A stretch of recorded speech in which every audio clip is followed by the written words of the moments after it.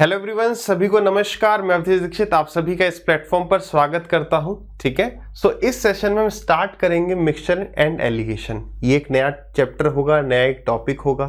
ठीक, तो इस सेशन को कृपया आप 2x स्पीड पर देखने की गलती नहीं करेंगे। इसको आप नॉर्मल स्पीड पर देखना। रीजन क्या है इसका, आराम से समझिएगा, क्योंकि एक ऐसा टॉपिक होने वाला है जिसका एप्लीकेशन हम बहुत सारे चैप्टर्स में करेंगे और आप में से कईयों ने ये टॉपिक पहले नहीं पढ़ा होगा, क्योंकि 10th तक के सिलेबस में ये नहीं है ना, हमारे सिलेबस में ये है नहीं। तो ये न्यू टॉपिक है, तो इसे आराम से समझना है।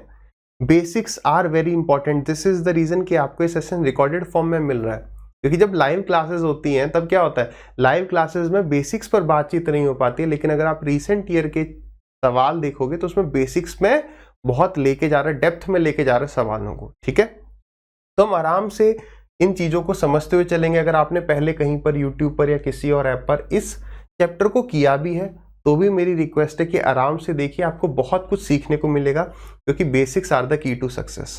ठीक है, तो सबसे पहले ये समझिए कि ये कोई एक इंडिविजुअल चैप्टर की तरह मत देखो, कि जैसे परसेंटेज, रेशियो, मिक्सचर, ये 3 टॉपिक है, हमने डिस्कस किया है। ये सभी टॉपिक्स का, सभी चैप्टर्स का बेस है। इसमें भी इसको मैं एक चैप्टर कह सकता हूं। ठीक है, बट एलिगेशन जो है ये कोई चैप्टर नहीं है, इसके कुछ टाइप्स नहीं होंगे। एलिगेशन जो है वो एक रूल होता है। इसकी एकदम हम डेफिनेशन पर चलेंगे, एकदम बेसिक से समझते हुए। ये एक रूल है, कहां से आया, हर चीज पर हम बात करेंगे, लेकिन उससे पहले समझते हैं कि ये जो एलिगेशन रूल है इसका एप्लीकेशन और किन चैप्टर्स में होने वाला है। इसके एलिगेशन रूल से हम सिंपल इंटरेस्ट के सवाल करेंगे, कंपाउंड इंटरेस्ट के भी सवाल करेंगे, एवरेज के तो करेंगे ही, क्योंकि एलिगेशन का रूल जो है वो एवरेज से ही निकाला गया है। फिर टाइम एंड डिस्टेंस के सवाल भी कर सकते हैं और प्रॉफिट एंड लॉस के भी कर सकते हैं। तो याद रखिएगा, इस रूल से मैं आपको ये चैप्टर्स में भी सवाल करवाने वाला हूँ। एक गलती क्या होती है ना, स्टार्टिंग में एक स्टूडेंट सोचता है कि यार ये एक टॉपिक है, बस मिक्सचर के सवालों में एलिगेशन लगेगा।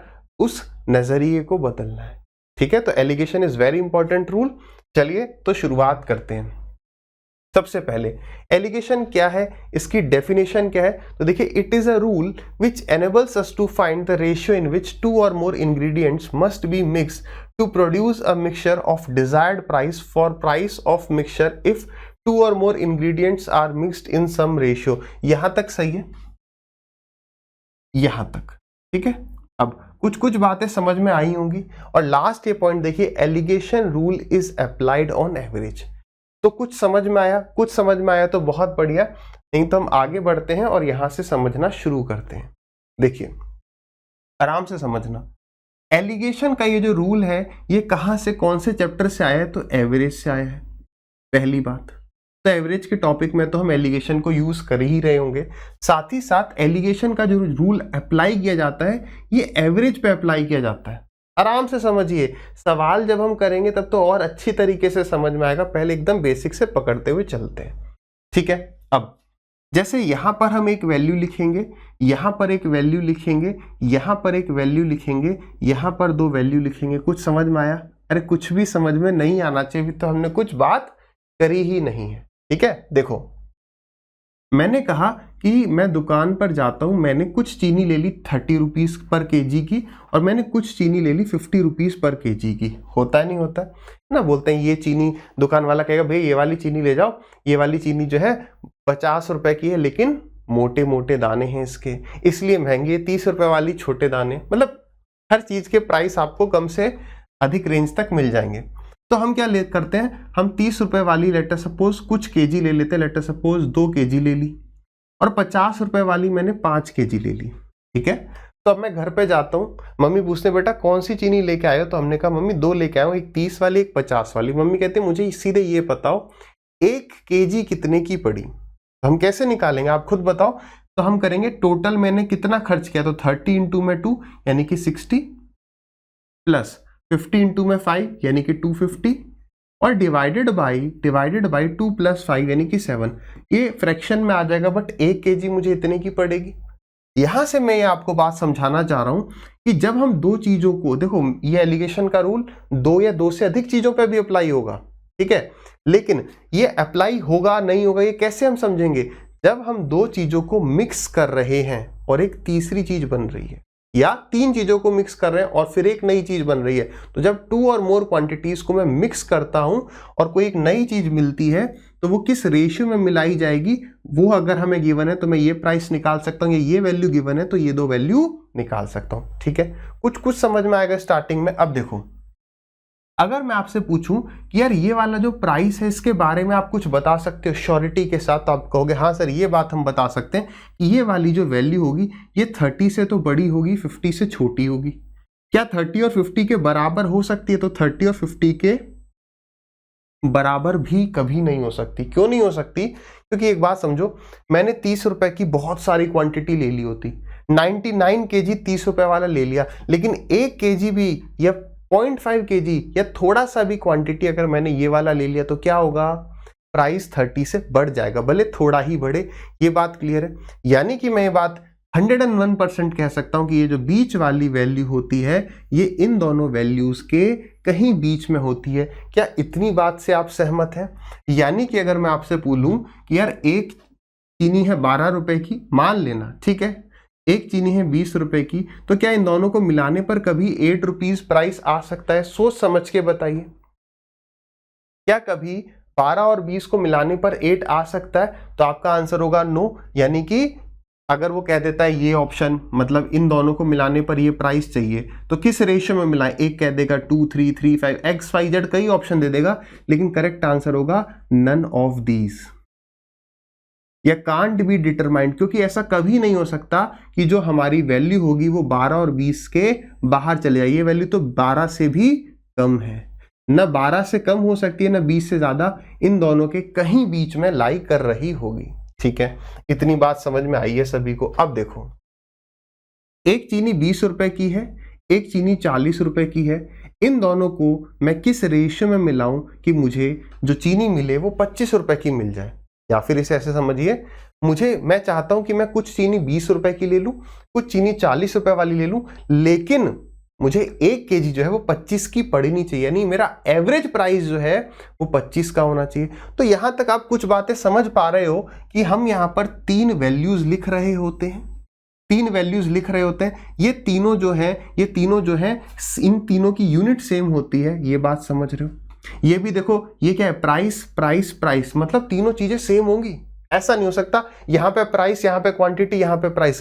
तीनों प्राइस हैं तो तीनों क्या रहेंगे? प्राइस रहेंगे। इन तीनों की यूनिट क्या होती है? सेम होती है।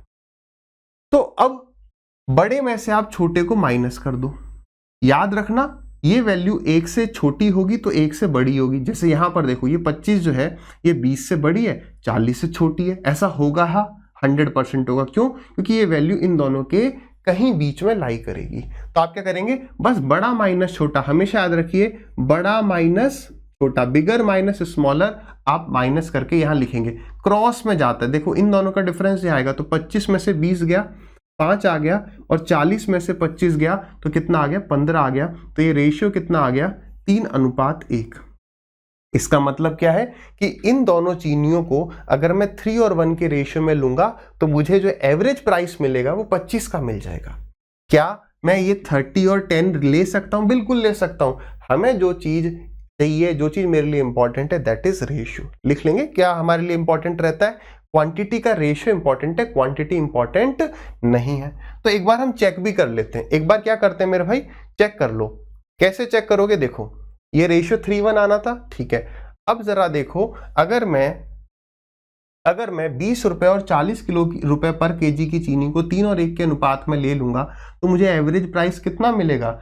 20 की 3 केजी ले ली तो 20 इंटू में 3 60, 40 इंटू में 1 40, इतना मेरा खर्चा हो गया, डिवाइडेड बाई टोटल कितनी चीनी ले ली है?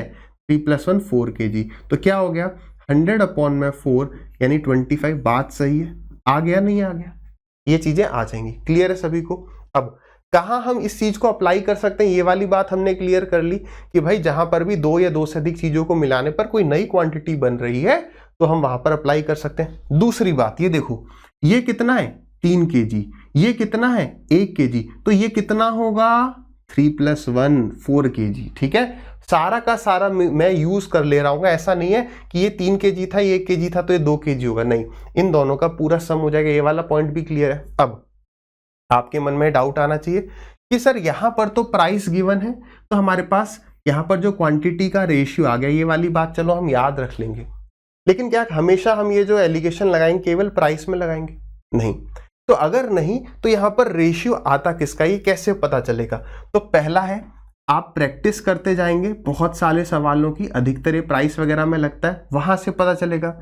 दूसरा, ये यहां पर इन तीनों प्लेसेस पर जो भी चीज होती है वो किसी न किसी का एवरेज होगा, लिख लो, क्योंकि ये एवरेज के कंसेप्ट से या एलिगेशन जो है वो एवरेज में ही लग रहा होता है, अभी हमने समझा। तो यहाँ किसी न किसी चीज का एवरेज होगा। जैसे मैंने कहा एक क्लास में लड़के और लड़कियां हैं, लड़कों के एवरेज मार्क्स इतने हैं, लड़कियों के एवरेज मार्क्स इतने हैं, तो बीच में क्या आएगा, लड़के प्लस लड़कियों, यानी टोटल क्लास का एवरेज। ठीक है, तो यहां पर मैं एवरेज किसका ले रहा हूं, एवरेज मार्क्स किसके हैं, लड़कों के और लड़कियों के। तो यहां पर जो रेशियो आ रहा होगा वो लड़के और लड़कियों के अनुपात का आ रहा होगा। यानी कि मैं कह सकता हूं, जैसे यहां पर क्या था, दिस वाज क्या, ये 20 और 40 क्या था, ये एवरेज प्राइस था, 25 रुपए पर केजी, एवरेज प्राइस पर केजी। तो यहाँ क्वांटिटी का रेशियो आ गया।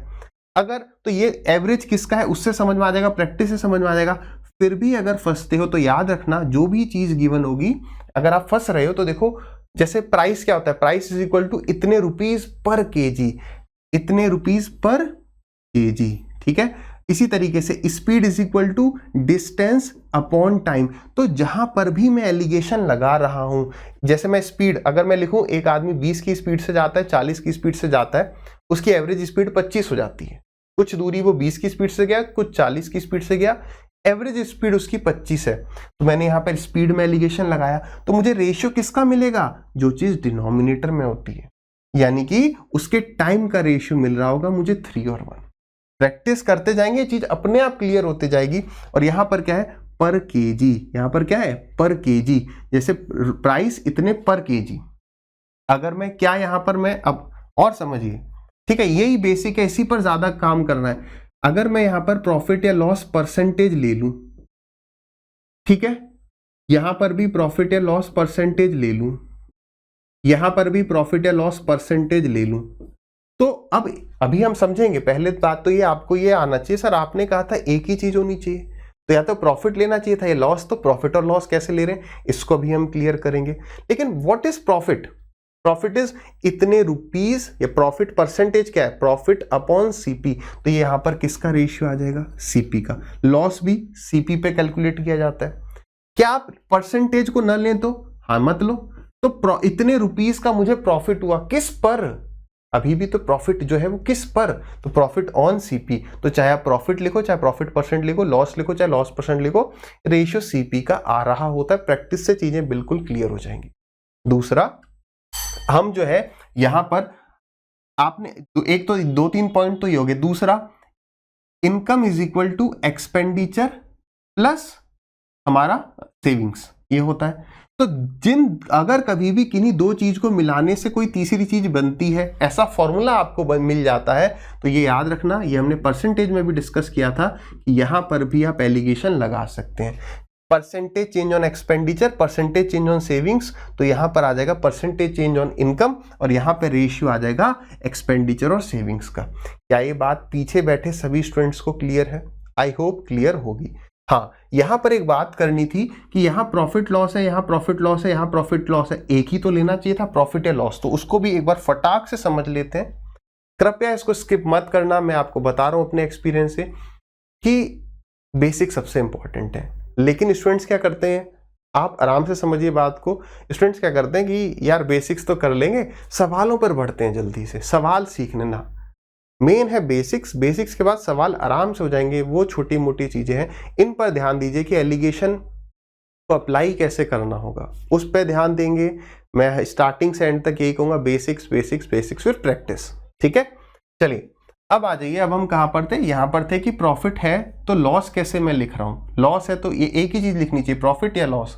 देखो मैंने कहा प्रॉफिट है 10%, ठीक है, तो अगर और दूसरा है लॉस 5%, और टोटल मिलाकर मुझे जो है वो प्रॉफिट हो रहा है 2% का। क्या बात को समझो, मेरे पास दो चीजें थी, एक आर्टिकल पे मुझे 10% का प्रॉफिट हो रहा था, दूसरे आर्टिकल पे मुझे 5% का लॉस हो रहा था।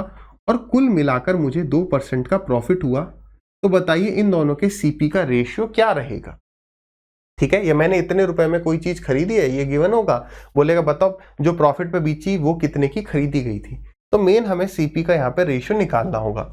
ये क्या था, प्रॉफिट, तो मुझे यहाँ पर प्रॉफिट ही लिखना चाहिए था, और ये तो प्रॉफिट है।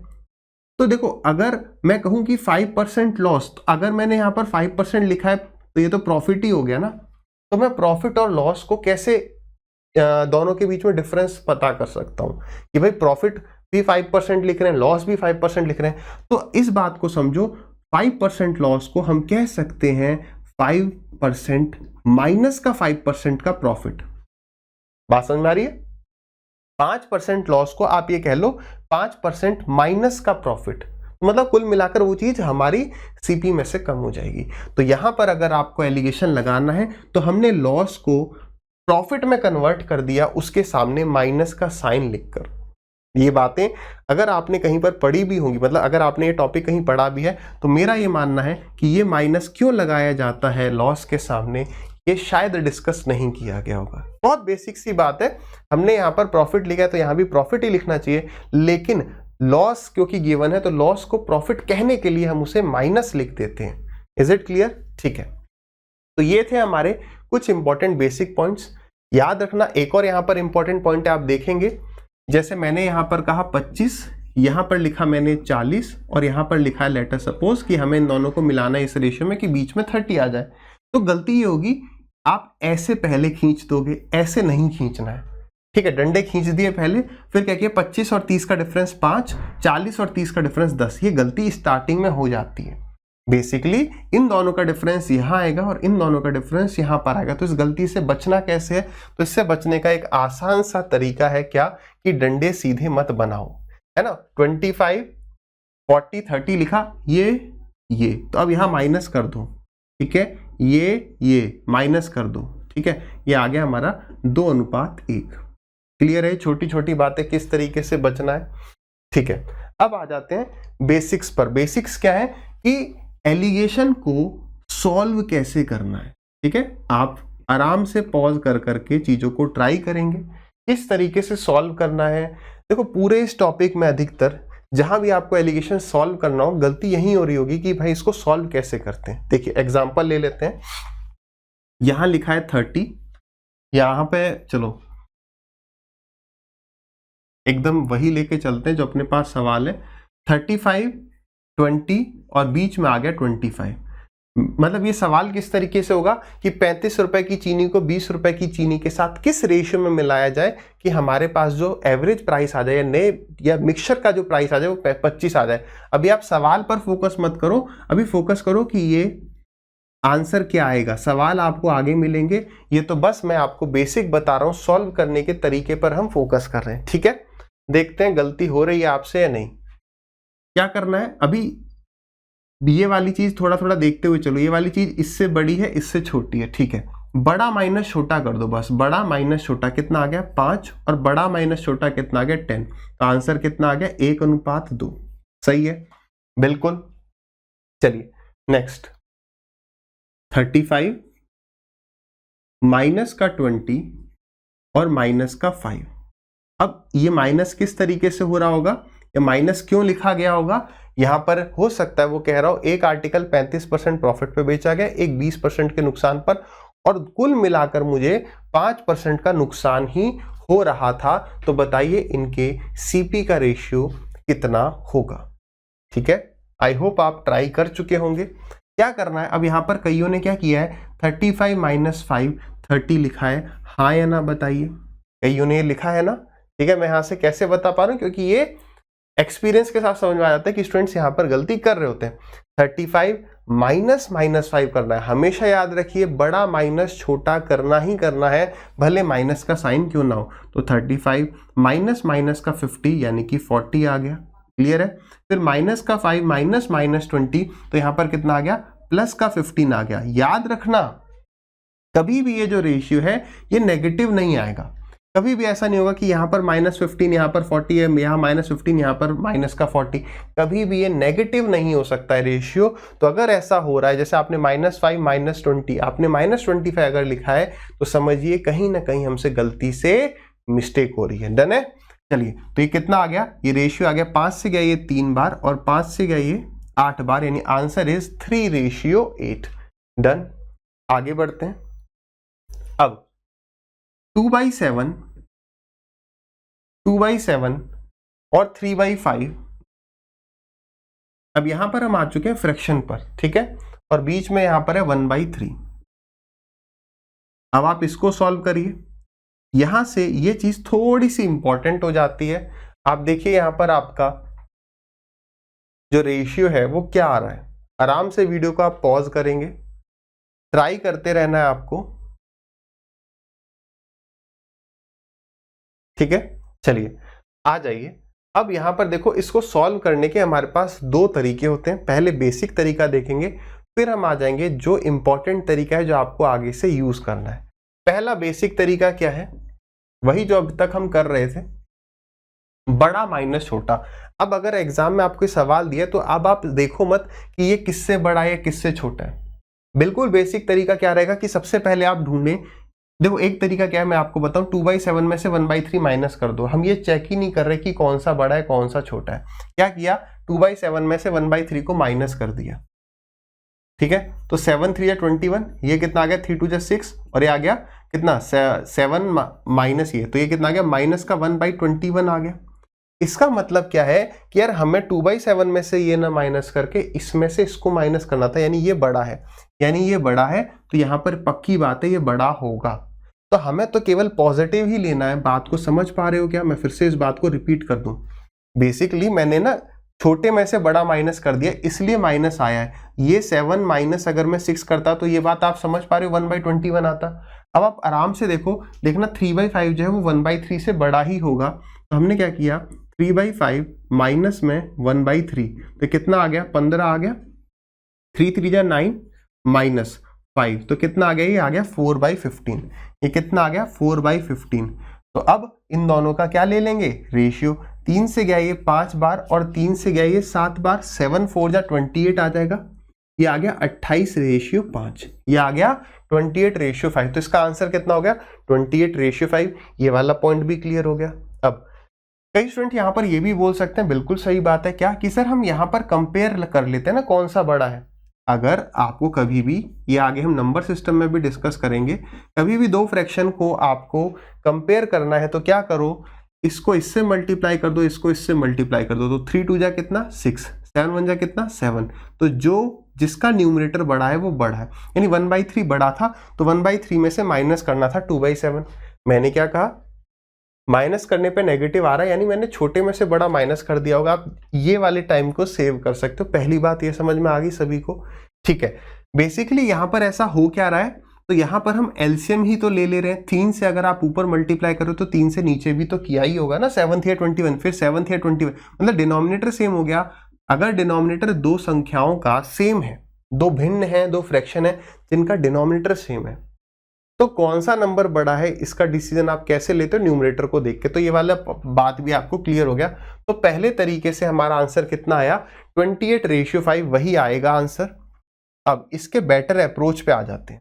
अब हम इसके, अच्छा इसमें दो देखो आराम से समझते हुए चलिए। एक तो हो गया ये तरीका, ठीक है,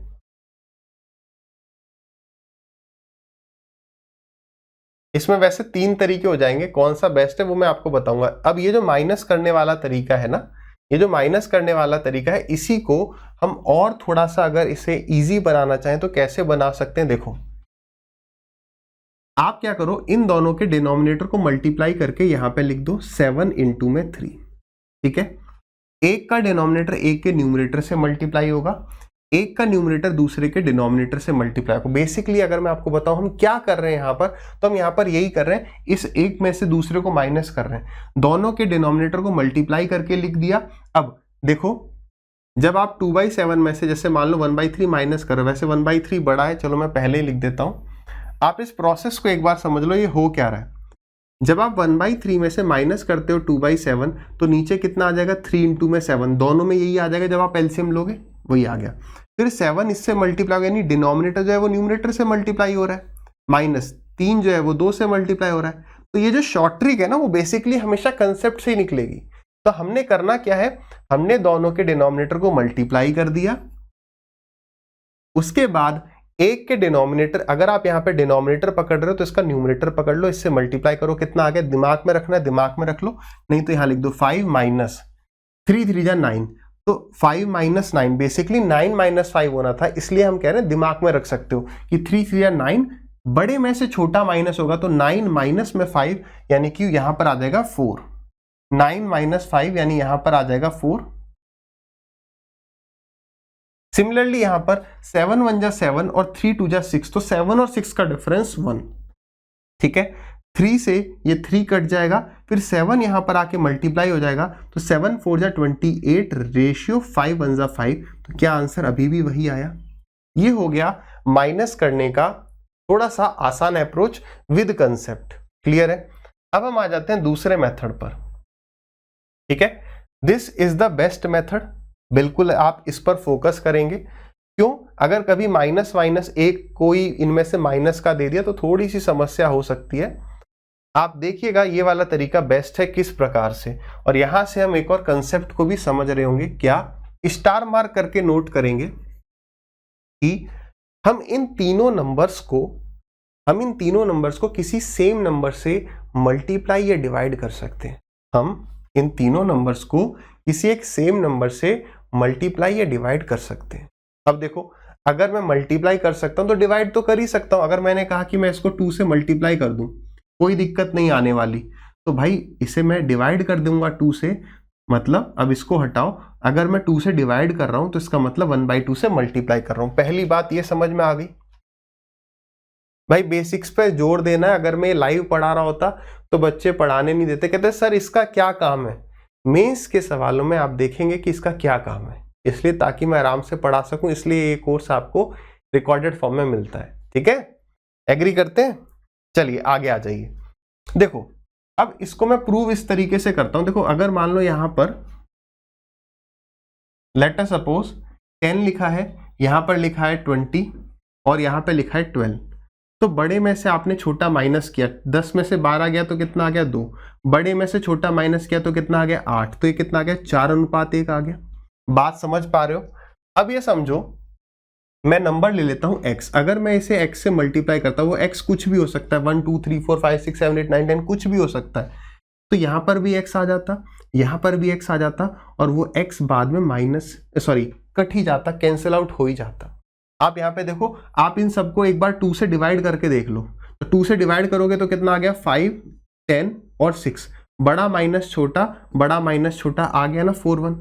आप 2 से मल्टीप्लाई करते तो ये हो जाता 20, 2 से मल्टीप्लाई 40, 2 से मल्टीप्लाई 24, फिर ये कितना आ गया देखो, क्योंकि 2 से मल्टीप्लाई किया तो इसका डबल आ रहा होगा, देखो यहां पर कितना आ गया 16 आ गया, इसका डबल आ गया, काटा पीटी कर दोगे तो फिर से 4 1 आएगा। तो हैंस प्रूव्ड कि आप सबको एक ही नंबर से मल्टीप्लाई या डिवाइड कर सकते हैं, ठीक है। अब देखो तो यहां पर 7 भी है, 5 भी है, 3 भी है, तो मैं किससे मल्टीप्लाई करूंगा, मैं इस एक ऐसे नंबर से मल्टीप्लाई करूंगा कि 7 भी हट जाए, 3 भी हट जाए, 5 भी।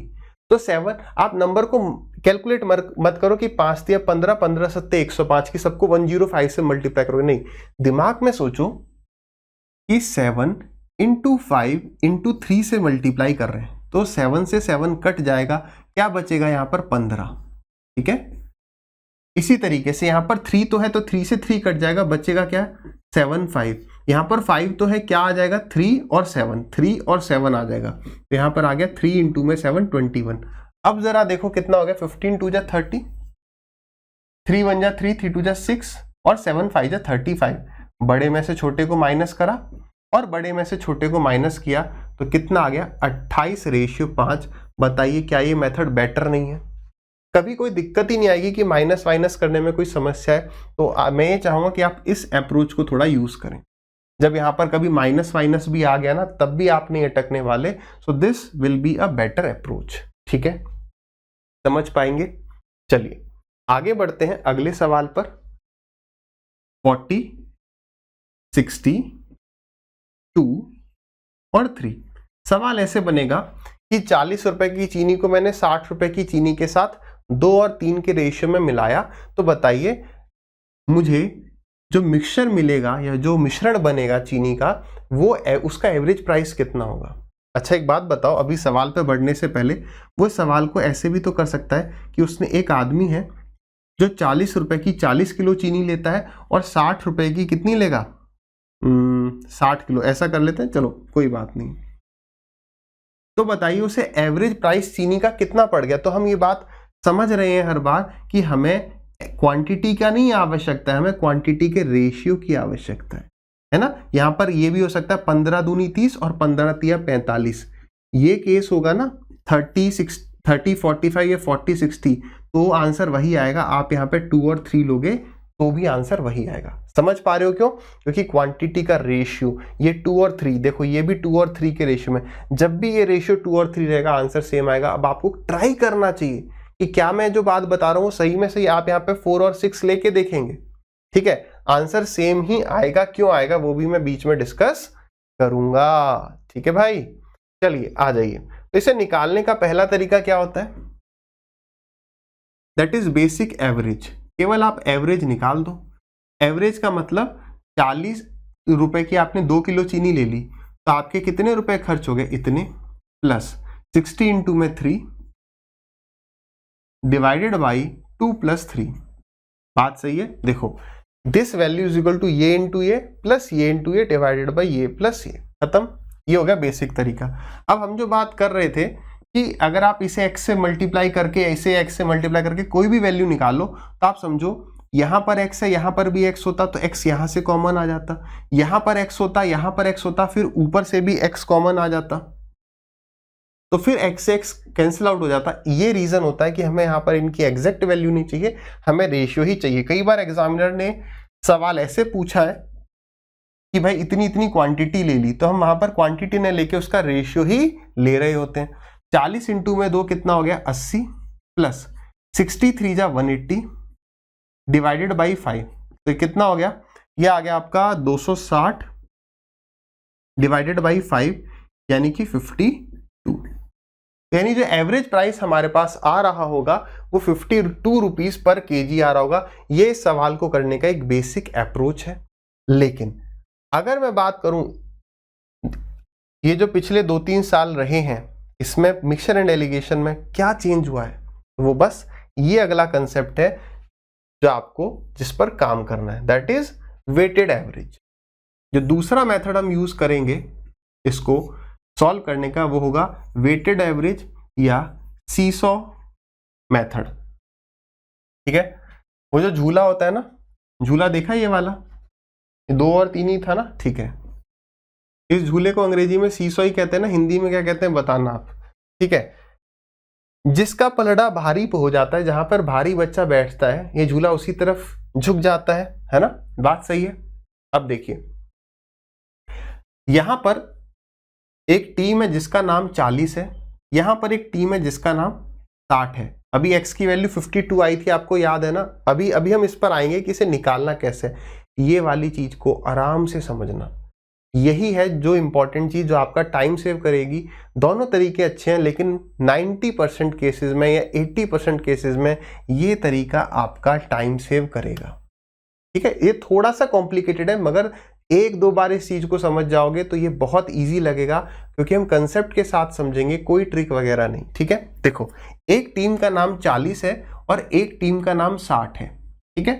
अब यहां पर दो, इसको वेटेड एवरेज भी कह सकते हो, सीसॉ मेथड भी कह सकते हो। मेथड को छोड़ो, हमें प्रोसेस को समझना है कि होता क्या है।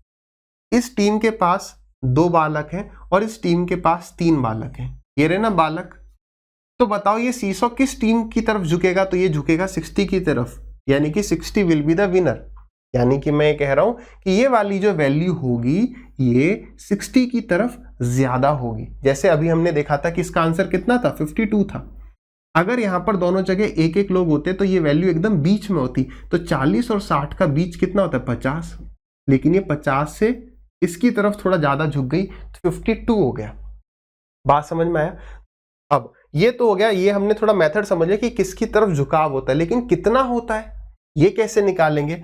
अब आ जाइए उस मेथड को समझते हैं। ये बात समझ में आई कि किसकी तरफ झुकाव होता है, ये वाली बात समझ में आ गई। अब आते हैं प्रॉपर प्रोसेस पर कि हम इसको कैसे निकाल सकते हैं। ठीक, एक बात आराम से बताना, आप मेरे सामने बैठे हो ऑफलाइन क्लास में ये समझ के, ठीक है, जो मैं पूछूं उसका जवाब दिया करो, तभी जो है इन सेशंस का, इन लेक्चर्स का, इन वीडियोस का ज्यादा बेनिफिट मिलेगा। ठीक है, देखो अगर मैं आपसे कहूं कि ये x जो है ये किससे बड़ा होगा, ये 40 से बड़ा होगा या 60 से बड़ा होगा, तो आई थिंक अब तक तो आप इतनी बात समझ चुके होंगे कि ये 40 से बड़ा होगा। कितना बड़ा होगा? तो देखो यहां पर इन दोनों को माइनस करने पर जो वैल्यू आती है वो यहां आती है। क्या इन दोनों को माइनस करने पर 3 आएगा? नहीं, 3 नहीं आएगा, लेकिन ये तो रेशियो आया, लेकिन जो इस 3 रेशियो की वैल्यू होगी, जो इस 3 रेशियो की वैल्यू होगी, ये 40 से उतना ही बड़ा होगा। थोड़ा सा कॉम्प्लेक्स लगा, कोई बात नहीं है, कोई भी बात नहीं है, चिंता ना करिए। वापस आइए, इन दोनों के बीच का डिफरेंस कितना है? क्योंकि वैल्यू जो है ये इन दोनों के कहीं बीच में होगी, तो इन दोनों का जो डिफरेंस है वो 20 है। कितना है ये डिफरेंस? 20। अब ये 20 कितने रेशियो में बटेगा, है ना, कितने लोगों में ये 20 बटने वाला है? तो 2 + 3 ये 5 में बटेगा। तो ये क्या आ गया? ये वैल्यू आ गई 1 अनुपात की। ये किसकी वैल्यू आ गई? 1 रेशियो की वैल्यू आ गई। कितने की? 1 रेशियो की। तो क्या आप मुझे 2 रेशियो की वैल्यू बता सकते हो? आपको बिल्कुल सर, 20/5। अभी यहां पर तो पूरा कट रहा है, 5 4 = 20, 4 2 = 8। 2 रेशियो की वैल्यू 8 है और 3 रेशियो की वैल्यू 12 है। अब हमें यह समझना है कि एग्जाम में मुझे किसको यूज करना चाहिए, 40, 12 या 68। समझो, मेरे हिसाब से हमारे दिमाग को जो चीज आसान लगती है दैट इज ऐड करना। आप बताओ, 40 में 12 ऐड करना आसान लग रहा है, 60 में 8 माइनस करना आपको सर अभी तो दोनों ही आसान लग रहे हैं। तो हम एक रूल बना लेते हैं, क्या कि हम देखेंगे छोटी वैल्यू कहाँ रखी है, ये 40 है ना, तो डेफिनेटली ये जो बीच वाली वैल्यू है 40 से बड़ी होगी। कितनी बड़ी होगी? जो इस रेशियो की वैल्यू होगी। तो यानी 40 + 12 = x। क्लियर? इसी तरीके से आप इधर से जा तो सकते हो, बट मैं कहूंगा कि एक रूल बना लेते हैं ताकि हम फंसे नहीं। जैसे 60, अभी आगे आपको वैल्यू फ्रैक्शन में भी मिल सकती है। ये 60 है तो ये x जो है उससे छोटा होगा। कितना छोटा होगा? जो इस 2 रेशियो की वैल्यू है। 2 रेशियो की वैल्यू कितनी है? 8। तो 60 - 8 यानी कि 52। तो दोनों तरीके से आंसर तो 52 ही आ रहा है ना, है ना। अब आप में से कुछ कहेंगे अरे सर ये सब तो मेथड बेकार है, इससे अच्छा हम बेसिक से ही जाएंगे। विश्वास करिए, जिससे भी पढ़ रहे हैं उस पर विश्वास करिए, आप सवाल आगे देखेंगे और विश्वास बढ़ेगा, कोई दिक्कत नहीं है। अब हम बढ़ते हैं अगले सवाल पर। इसी टाइप का बिल्कुल सवाल रखते हैं। देखिए 37 है, यहां पर है 49, ठीक है, और यहां पर है 2 और यहां पर है 3। ध्यान से समझिए, यहां पर 12 और 17 भी हो सकता था, यहां पर 13 और 7 भी हो सकता था। तो क्या कैलकुलेशन नहीं बढ़ जाती? मैंने पूछा बताइए 37 रुपीज के राइस 2 kg या 37 रुपीज और 49 रुपीज के चावल हैं जिनको मैं 2 और 3 के अनुपात में मिलाता हूं, तो बताइए जो मिक्सचर बनेगा उसका एवरेज प्राइस कितना होगा? पेशेंस रखिए, सवाल जब आएंगे आप उड़ाते हुए चलोगे, बस बेसिक्स को एक बार समझ लो, ठीक है। तो एक तरीका तो वो है ही कि आप मल्टीप्लाई कर रहे हैं, डिवाइड कर रहे हैं सम से, वो लेंदी पड़ेगा। यहाँ पर 17 13 दे देगा और लेंदी हो जाएगा। तो हम उसी प्रोसेस को पकड़ते हैं जिस पर आपको काम करना है। जब भी इस तरह की वैल्यू पूछेगा आप यहाँ पर क्या लगाएंगे?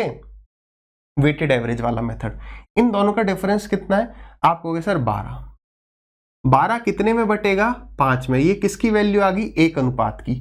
अब हमारा तरीका क्या है कि 37, छोटी वैल्यू पकड़ ली, 37 है, इसके अपोज कभी भी ये मत कहना लेफ्ट में होती है छोटी वैल्यू, नहीं, ये यहां पर भी हो सकती है। मैं 49 यहां लिख दूं तो क्या है? लिख सकते हैं 49 37 3 2 हो जाएगा। तो हमने देखा है 37 के अपोजिट ये, यानी 2-3 रेशियो की वैल्यू अगर मुझे पता चल जाए तो बस वो 37 में ऐड कर दिया जाएगा। 37 में क्या ऐड किया जाएगा?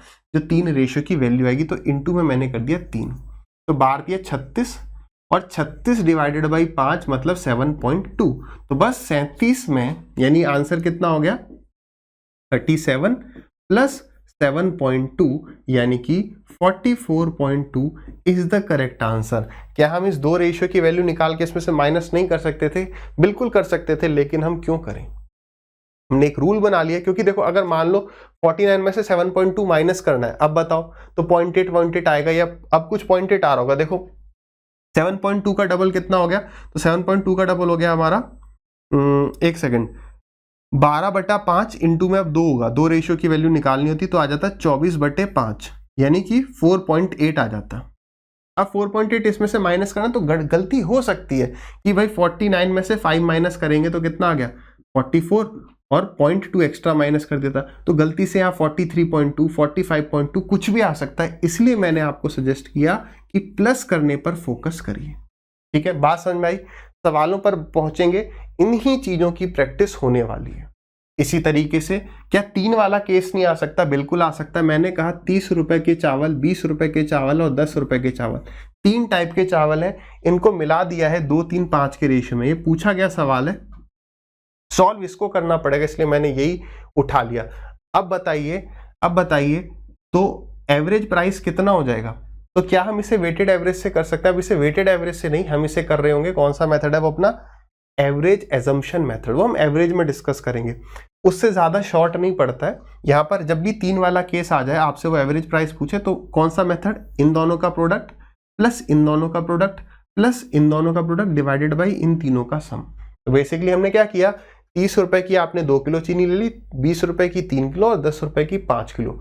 एवरेज प्राइस कितना हो गया, सबका सम डिवाइडेड बाई इन तीनों का सम। तो 30 इंटू में 2 60, 20 इंटू में 360 और 10 इंटू में 550 डिवाइडेड बाई 5, 3, 8, 2, 10। तो कितना हो गया 120 प्लस 50 170, 170 डिवाइडेड बाई 10 यानी 17 rupees is the correct answer. Clear है? चलिए नेक्स्ट 60। ये सारी चीजें ना सवाल में दी होंगी और आपको सॉल्व करना होगा। 60 है, 25 है, यहाँ 2 है, यहाँ 7 है। वो बोल रहा है बताओ इस x की वैल्यू क्या होगी। सवाल इस तरह से होगा, 60 रुपए पर केजी के चावल को किसी एक x रुपीस पर केजी के चावल के साथ 2 और 7 के अनुपात में मिलाया जाता है, जिससे एवरेज प्राइस 25 आ जाता है। तो बताइए इस x की वैल्यू क्या है। पहला बेसिक तरीका क्या रहेगा, एवरेज वाला तरीका, क्या कि 60 इंटू में 2 यानी कि 120 प्लस 7 इंटू में x यानी कि 7x डिवाइडेड बाई 7 प्लस 2 यानी कि 9 बराबर आ जाएगा किसके, 25 के।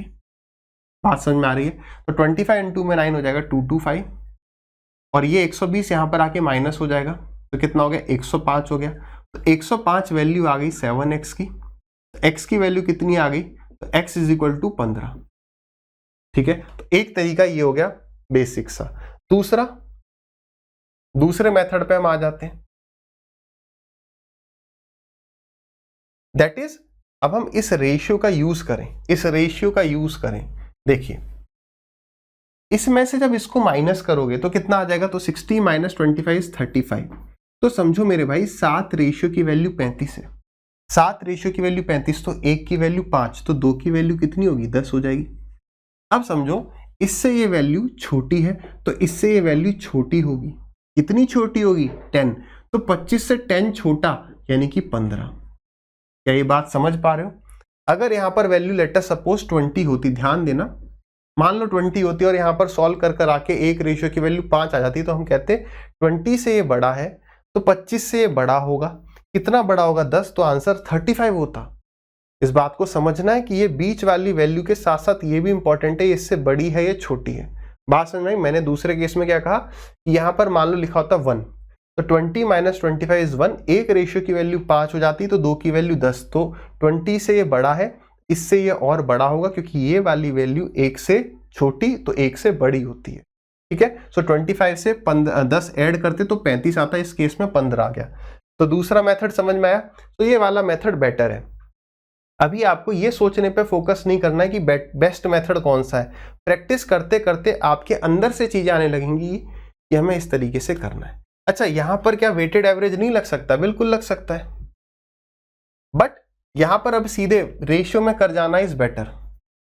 वेटेड एवरेज मतलब 60 और x का डिफरेंस, तो वो आ गया 60 माइनस x। अब ये कितने रेशियो में बटेगा, 7 प्लस 2 ये 9, तो ये एक रेशियो की वैल्यू आ गई। ये कितने की वैल्यू आ गई, 1 की। अब या तो आप यहाँ पर क्या कर सकते हो, 7 की वैल्यू निकाल लो, तो इन दोनों का जो डिफरेंस है वो 7 रेशियो के बराबर हो जाएगा, इनटू में 7, दैट इज इक्वल टू 60 में से 25 माइनस कर दिया तो कितना 35, तो 7 से गया ये 5 बार, 9 5 जा 45, और ये आ गया 60 माइनस एक्स, तो एक्स की वैल्यू 15 आ गई, 60 माइनस एक्स बराबर 40, एक्स बराबर 15। आप ऐसे भी कर सकते हैं कि नहीं, आपने सर बोला था कि हमेशा कहां से जाओ, कि कम वाले के अपोजिट, तो यहां पर हमें पता है x सबसे कम होगा तो x के अपोजिट, ऐसे भी कर सकते हो, बट अभी तो आपने बस शुरुआत करी है, ठीक है। तो सब हो जाएगा ऐसे, 60 minus x is value of 7 plus 2 9, हमने दो रेशियो की वैल्यू निकाल ली, ठीक है। तो x प्लस इतना, x प्लस इतना बराबर 25, आप इसको सॉल्व करिएगा, यहां से भी आपको x बराबर 15 ही मिल जाएगा। Is it clear to every बच्चा लोग, बताइए, ठीक है। तो अभी जितना भी हमने पढ़ा, लगभग 45 मिनट्स हो गए, तो ये कंप्लीट बेसिक है मिक्सचर एंड एलिगेशन, ठीक है। इन चीजों को आप रिवाइज करिए, बार बार पढ़िए, और फिर जो भी नेक्स्ट सेशन है, एक बार इसको आपने पढ़ लिया, नोट्स बना लिए, तो नेक्स्ट सेशन से हम जो है सवालों की शुरुआत करेंगे, ठीक है। बहुत बेसिक है, इसको जितनी बार समझ सकते हो, जहां पर भी डाउट है उसको क्लियर करते चलिए, प्रॉपर नोट्स बनाइए।